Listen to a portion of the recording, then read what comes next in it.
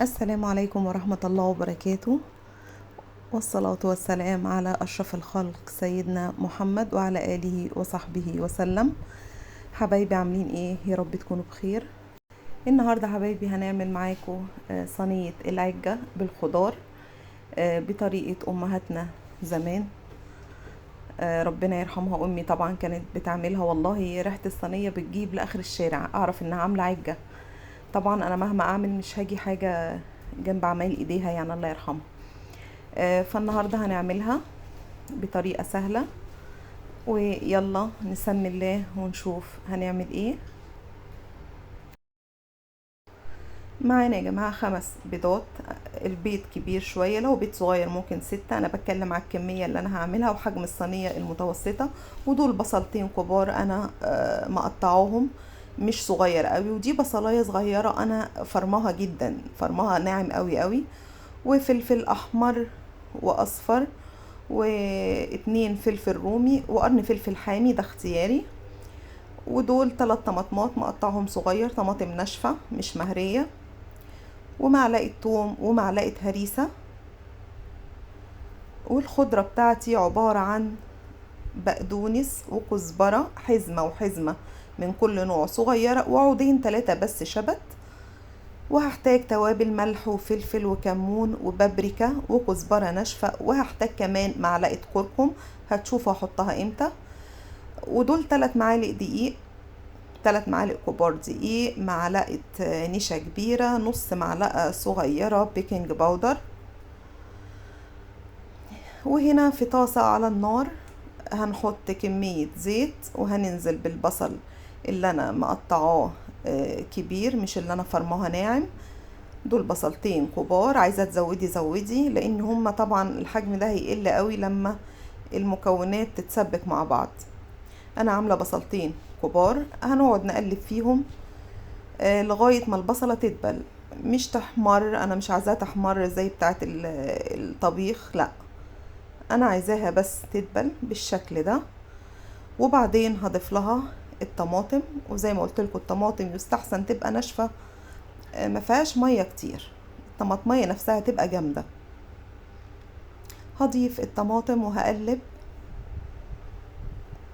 دقيقتين 3 لغاية ما الطماطم تدبل شوية مع البصل،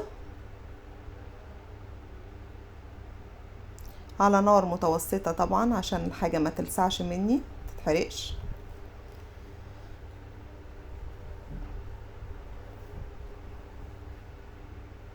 الطماطم دبلت بالشكل ده هي والبصل. انا مش عايزه اهريها قوي، مش عايزه اهري اي حاجه في المكونات العجه يا جماعه تتهري او تتسبك قوي، لا، انا عايزه كل حاجه محتفظه برضو بقرمشتها شويه. وادي الفلفل ضفته، وهنقلب برضو من دقيقتين ل3 دقايق على نار هاديه زي ما قلت.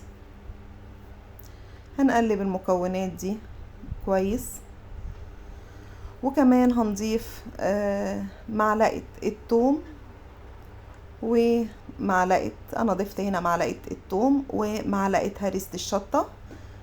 الثوم والهريسة بيدوا طعم حلو جدا جدا للعجة. وهقلبها، وهنا بقى هغطيها لغاية ما الخضار كله يندمج مع بعض كده ويدبل شوية، مش عايزاه يعجن قوي، يعني ياخد الشكل اللي هتشوفوه ده. شايفين كل حاجة لسه محتفظة بلونها، الأصفر باين والأحمر والأخضر، الألوان دي أنا مش عايزاها تروح يعني. وهنسيب الخلطة دي تبرد خالص، لازم كل ده يا جماعة يبرد، يبقى بارد جدا، ما ينفعش نحطه على البيت سخن طبعا. هنا معايا ال5 بيضات، ضربتهم بالمضرب حلو قوي، وهضيف التوابل بتاعتي وهقلبهم كويس. هقلبهم كويس قوي، وانا ضفتهم دلوقتي عشان البيض ما يبقاش فيه ريحة زفارة. طبعا التوابل فيها كمون وفلفل اسود، الفلفل الاسود يضيع اي زفارة في البيض، عشان كده انا ضفت التوابل بتاعتي دلوقتي. هنخلطهم كويس قوي، وبعدين هنضيف الدقيق، سوري، بعدين هنضيف البصلة اللي انا مقطعاها ناعم قوي، ودي لازم تبقى ناعمة قوي. بصلة صغيرة انا عاملاها في الكبة منعمها جدا. هنقلب كويس قوي قوي المكونات بتاعتي.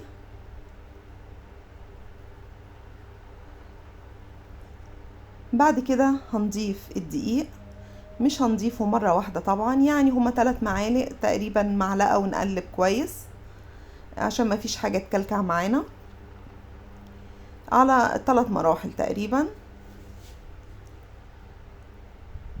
هنحط جزء تاني بالشكل ده، وهنخلط المكونات مع بعض كويس جدا زي ما انتم شايفين مفيش اي كلكعة. وبعدين هنضيف النشا والبيكنج باودر.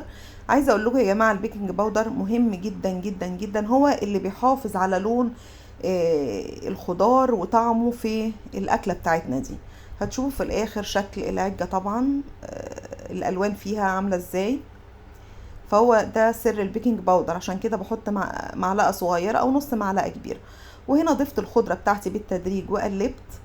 وفي الاخر بضيف تقريبا معلقه صغيره كركم عشان تديني لون حلو في العجة. هنا المكونات بتاعتي زي ما قلت لكم بردت جدا، ما ينفعش احطها سخنه خالص على البيض عشان ما تسويش البيض. فانا ضفتها للخليط البيض بالخضره اللي تحت بالدقيق، وهقلبها كويس جدا. هقلبها حلو قوي.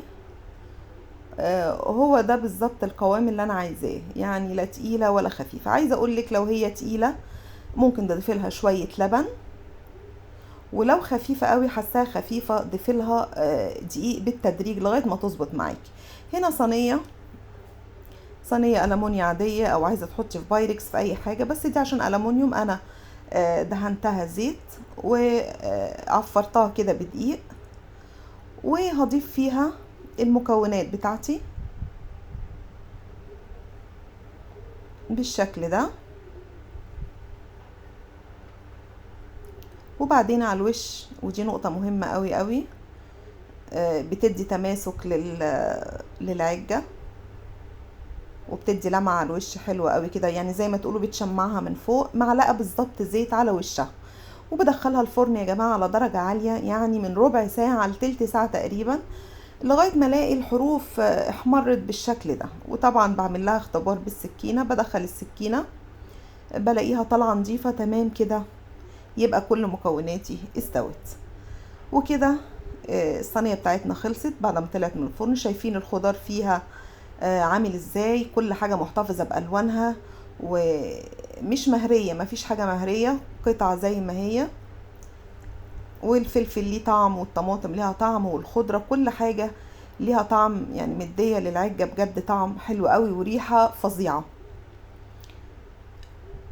شايفينه من جوه مستوية ما شاء الله، يعني بجد كانت حلوة جدا جدا، وطعمها وريحتها وهي طالعة من الفرن ريحتها جبارة. وزي ما بقول لكم شايفين الوش بتاعها بيلمع من فوق ازاي. ده يا جماعة عشان معلقة الزيت اللي انا حطيتها على الوش، معلقة زيت مش اكتر. انا بوريها لكم بعد ما قطعتها،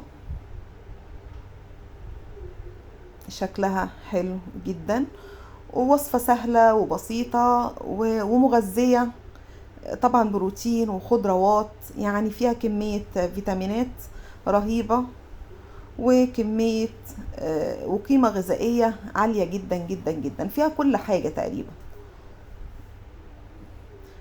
بيض وخضار وفلفل وخضرة، كل حاجة فيها بجد قيمة غذائية عالية، وما بتاخدش وقت منك، على طول هتعمليها وتدخليها الفرن ربع ساعة تلت ساعة وتخرجيها بالشكل ده. وبألف هنا وشفا، اتمنى تجربوها وتقولوا لي رأيكم، وان شاء الله تعجبكم. ولازم على فكرة تتقطع، انا يمكن قطعتها وهي سخنة شوية لان كان النور قطع عندي، فما صدقت جه في اوام قطعتها وهي سخنة. هي لازم بعد ما تطلع من الفرن تهدى شوية عشان تعرفي تقطعيها قطع متساوية. شايفين شكلها حلو جدا جدا. وعايزة تحمري جنبيها شوية بطاطس مفيش مشكلة، تقلي بتنجان وفلفل مفيش مشكلة. انا هنا بوريها لكم مش مكتومة وخفيفة جدا جدا. انا بالنسبة لي دوبك شوية خيار مخلل وطماطم، عملتها بتوم وكمون كده ونص معلقة هريسة جنب العجة، هي مش محتاجة والله حاجة جنبها.